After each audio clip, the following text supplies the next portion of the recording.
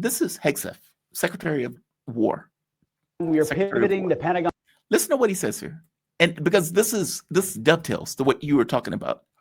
If there is a war between China and the US, the first place that's going to get bombs are the industries in Japan that are effectively making ships and boats or whatever the hell the US is giving out.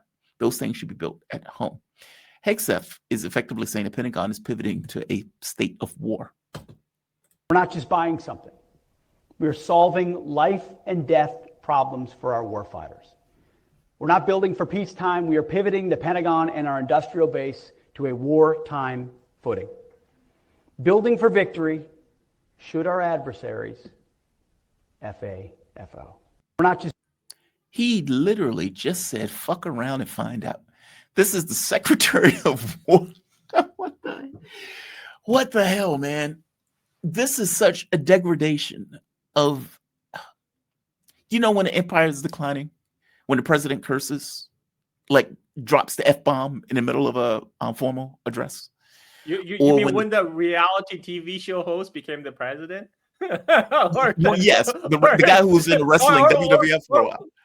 What was Pete Hegseth's previous job before he became Secretary of the War? Remember? Yeah, he was a TV personality. Yeah. I mean, exactly. But the idea that the Pentagon person is saying fuck around and find out is outrageous. What the hell? Jamar, the Idiocracy, the movie, that's a future documentary. We're living in it right now. Like it. We all thought that movie was just funny, right? It was like, oh, this is hilarious that these dumb people are now taking over the globe. Like you said, that's a documentary. Let's begin to look like a documentary. So he is effectively saying we are pivoting the Pentagon to a position of war, and we are buying stuff with the idea of dealing with a war. Okay, a war against who? Who are you fighting a war with? Any war you fight is the end of the world. And he actually says now today is more like 1939. So I'm like, yes, he did. What are you going to invade Poland? Yes, he did. What are you going to do? You're going to invade Poland? Yeah. I mean, it's so ridiculous. And just for the audience who know, that's the Second World War. Effectively, that's when Hitler goes into Poland, initiating the Second World War. Invaded Poland to kick off Second World War. So for this is why remember Trump actually, one of his campaign promise was to get out of the perpetual war, to pivot away from foreign intervention. But guess what? The perpetual war must go on. This is just like the Professor Jeffrey Sachs recently gave an interview talking about who really runs the United States. And he says, it doesn't matter who's the president, right? It's those guys in suits. And they set the policies. I mean, that reminds me of what President Putin said during Tucker Carlson interview. He talked about the time when he applied to join NATO, and he told Clinton. Clinton says, "Oh, that's an interesting idea. Let me check with my people. I'll get back to you." And later, Clinton says, "Oh, I checked with my people. They said no." and you gotta think, okay, who is calling the shots here? Who is setting the policy? Who are these people you are checking with, right? Who is really running United States government? But it's a Mickey Mouse. It's a military industrial intelligence complex, the congressional academia complex, the Mickey Mouse, or the military industrial complex. They are the ones always running the show, and they must be fed. And in order to feed them, this is why you need to pivot from one war to the next. You got to go from Afghanistan to Iraq to Libya it doesn't really matter where it is. Like Assange says, the whole point is not to win the war. The whole point of we're in Afghanistan is to get the vast sum of money to wash them from the pockets of the taxpayer base of North America and Europe into the pockets of a very small transnational security elite. And this is why they arrested Assange. This is why they put him in solitary confinement, because he spoke the truth. And this is what U.S. is doing right now. They're like, okay, Ukraine might be a bad idea. We'll let the Europeans pay for it, handle it. We're going to pivot to Venezuela. right? We're gonna focus on somebody who is much smaller than our size because Russia and China is too much to take on right now. Oh, but they're still in that war. Oh, they're still in that Oh, war. I mean, and to no, make it no. even worse. Oh, go ahead. So I think what they're doing is they decided, okay, maybe instead of confronting Russia and China head on, we are going to nibble at their periphery. We're going to stop the Chinese and Russian influence from Latin America, from Africa. And this is why they're targeting Venezuela and Nigeria right now. Now they're saying there's a Christian genocide in Nigeria that necessitate U.S. to serve and protect. I mean, this is completely bogus. The whole like Boko Haram thing in Nigeria, how did that come about? It came about because of the United States, because U.S. supported a bunch of jihadists to overthrow Gaddafi. And when that happened, all these terrorists got their hands on Libyan weapons and they flooded into the Sahel region, destabilizing Mali, Nigeria. That necessitated more U.S. and French military intervention in those places. And now it's their excuse for doing another intervention in Nigeria. And when Nigeria's government already said, no, thank you. We welcome your help to deal with terrorists, but it's on our terms. We don't want to be your... Yeah, I mean, like the rub is like I always say, people lie to start wars. That's not a Christian genocide in Nigeria. Like Christians are dying, but so are Muslims. And as you point out, here's another question: where are Boko Haram and some of these other groups continuing to get weapons? Where they're continuing to get bullets? How are they paying for the stuff? Yeah, how are they paying for it? It's not magic, right? So you think that basically we don't want to deal with Russia and China directly. Venezuela has a relationship with China, Russia, and Iran. China has become South America's largest trading partner. So we need to invade South America in some way in order to effectively put a stop to it and regain control of that region by having a military intervention that would allow us, let's say, continued military conflict in South America. Venezuela is basically BRICS adjacent, right? I mean, it's not in the BRICS, but it's BRICS adjacent. But U.S. sees Venezuela as like the weakest link that it can push over. And Trump liked to go for easy victories, right? They think it will be easy to do a regime change in Venezuela, like how they always think. And also, U.S. want to have a monopoly over Venezuelan oil. Venezuela has the world's largest oil reserve, and China is now largest purchaser of Venezuelan oil. And China is also trying to help Venezuela to update their oil industry so they can refine their own crude oil instead of just exporting it and import refined petrochemical products. But United States depends on Venezuelan oil because a lot of the refinery in the southern United States, they are set up to refine heavy crude, the same type of crude that's produced in Venezuela. Whereas the shale oil they get from fracking is light sweet oil. Those are not suited for the refinery in the southern United States. So U.S. export those raw crude it gets from fracking and imports Venezuelan oil for the U.S. refinery to process. So even now, ExxonMobil get a waiver from Trump to continue to import Venezuelan oil. So what they don't want is they don't want the Venezuelan oil to go to China. That's what's going on. I see.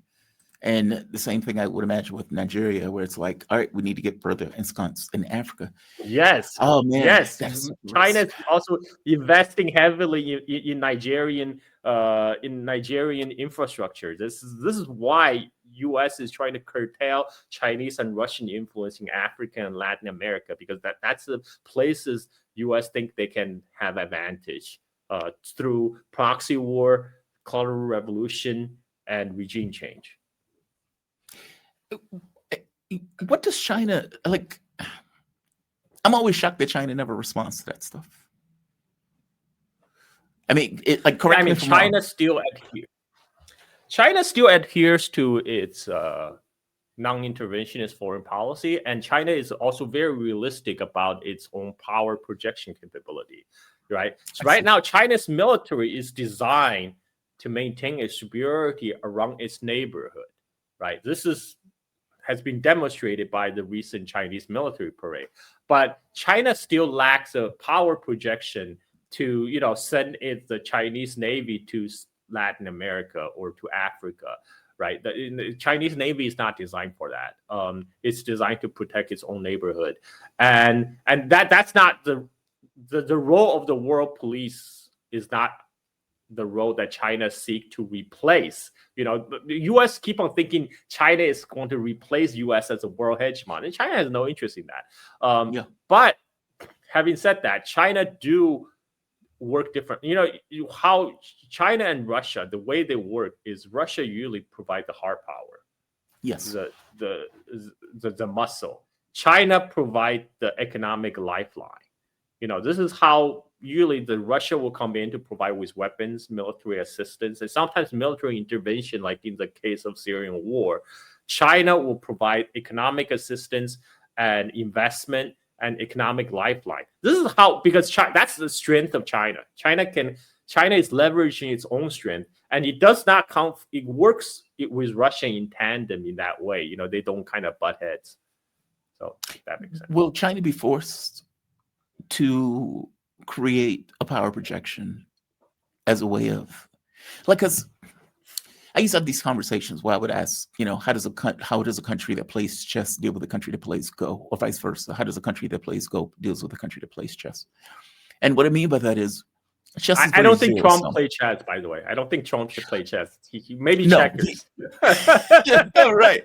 But let's say, just as you point out, the U.S. president is hobbled by a lot of people around the president that has a very specific objective, meaning Trump may not know policy papers, right? I don't believe for a moment that Trump has read a policy paper in his life. People around him have. And if you look at this notion of overextending Russia, if you look at Pathway to Persia, these are things that Donald Trump was enacting in the way that he was operating, meaning that was the U.S. was still enacting those policies. Now, he may not have did it to the letter of the document per se, but they were definitely going in that direction, right? So when we're looking at this, even the notion of going after Venezuela and Nigeria, that's chess, right? It's like, okay, we can't go after them directly because we'll lose the game because everybody dies. So let's go around and hit at certain edges. Okay, so Venezuela may be a weak point. Nigeria may be a weak point, especially if nobody's going to intervene into those regions and we don't expect anyone to intervene. So those are areas that we can put pressure upon. Those are areas that we can either usurp the oil, for example, or that we can, if necessary, invade in order to occupy those regions and make it that much more difficult for China to operate in South America. That's chess, right? That's not playing Go where you're trying to bring people within your fold willingly. That is, we're taking something in order to prevent somebody else from getting their hands on it. Does China have to ultimately do that? Well, okay. So China believes, if you look at Art of War, Sun Tzu basically tells you play to your own advantage. You play to your own strength. Yes. U.S. think its strength is military power. That's why it throws its weight around. China can do things differently. China has dominance over the rare earth supply chain. China can just choke off the rare earths to the U.S. military industrial complex. I mean, like I said, China has only rolled back the latest rare earths expanded export control in October. The earlier export control on rare earth is still very much on, and U.S. military industrial complex is still going to have a problem to source those critical minerals from China. How are they going to justify it to the Chinese Commerce Department when they apply for the export license? Well, we need more rare earth supplies so we can supply our expeditionary force to Venezuela and Nigeria. Can I have some more export rare earths for the next 6 months? Will China do that though? Would they really say, like, for example, if the U.S. attacks Venezuela? Now, even Europe has come out and say, this is outrageous that you're murdering people in the Caribbean. Even Europe, for God's sake, is like, yeah, man, we can't even justify this. You are murdering fishermen.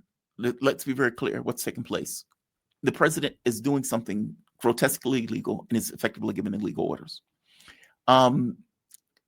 Will China say, look, if you do that, you're not getting anything from us in the context of rare earths? China has been very reluctant to get into a trade war. So right now, the Trump policy is like the reverse rose of Teddy Roosevelt, right? Teddy Roosevelt said, speak softly, but carry a giant stick. United States right now is talking very loudly and waving an increasingly diminishing stick. And whereas China does not loudly issue threat, right? The way United States does. It conducts quiet diplomacy. Yes. Like the rare earth restriction on U.S. military industrial complex still on today.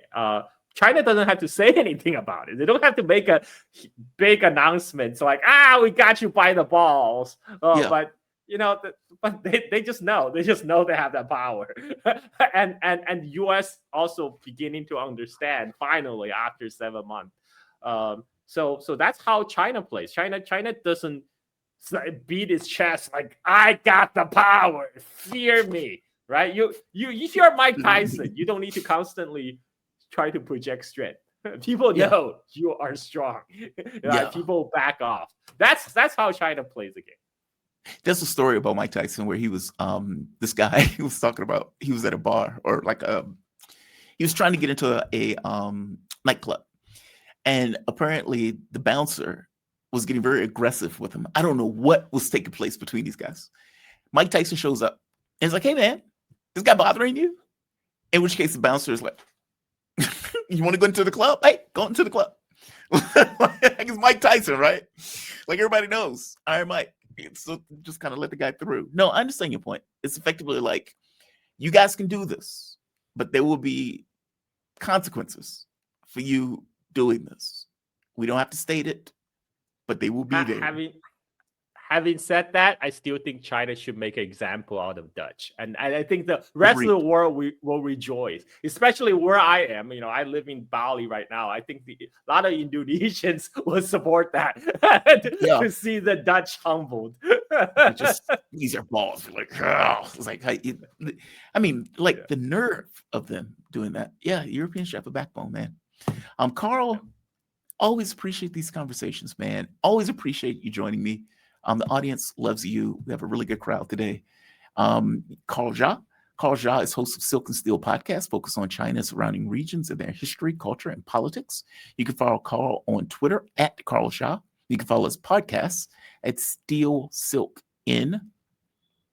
Yeah, I got that right. And you can subscribe and support the podcast at patreon.com/silk and steel. By the way, Carl, is there anywhere else? I want to make sure I get all of your spots, because sometimes calendar. So my Twitter, I'm a prolific ship poster on Twitter. You can follow me there if you enjoy ship posts. Or I do a little bit more serious talk on my YouTube, where I talk more about geopolitics. And for my audience on Patreon, I do all that, plus I do that 5,000 Chinese history rundown. And currently I'm on 280 BC, and I have a long way to go. So thank you, Jim. So wait, is it each year, or is it? Do you do? I previously my source material was like annual. It was like year by year. So now I'm moving a little bit faster. Now I'm moving maybe like 5 year, 10 year at a time. So yeah. Oh, you're cheating your audience. Well, I'm limited by my source material, man. I can't just make shit up, dude. No, it's like, I was going year to year now. Yeah, I'm doing 5 years now. It's like 5,000 years looks a little high. It's like, this is a big mountain that I need to climb. Maybe I need to find a better way to climb this mountain. No, man, I totally get it. It's just, that's such a long time. It's like such a long span of time. That's all. It's I totally. That is a lot of data, and that is a lot of information in order to corral. So check Carl out, man. Definitely check him out. Carl, you are fantastic. Thank you for this, man. You be safe, okay? Thank you. Bye-bye. Yeah, Carl is great. Carl is awesome.